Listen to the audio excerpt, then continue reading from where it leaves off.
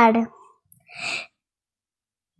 আজ 23শে জানুয়ারি নেতাজি সুভাষচন্দ্র বসুর জন্মদিন উপলক্ষে আমার নিবেদন।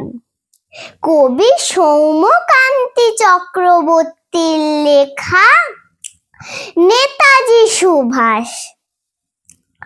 দেশের প্রতি, মাটির প্রতি ভালোবাসা ছিল নিরলস।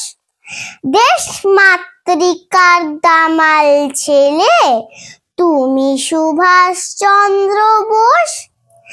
দেশে সকল লোকে তোমায় নেতাজি বলেই জানে। দেশের স্বাধীনতায় তোমার অবদান সবাই মানে। না থাকলে তুমি হে বীর সংগ্রামী, ভারতবর্ষ স্বাধীন হতো না। তুমি তো ছড়ালে স্বাধীন চেতনা। আজ এই স্বাধীন ভারতে তোমায় প্রণাম জানাই।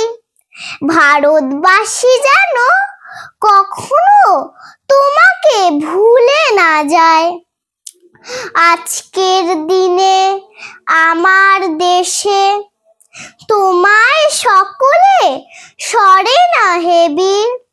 মাঝে মাঝে প্রশ্ন জাগে, তুমি কি শুধুই বাঙালির? নমস্কার।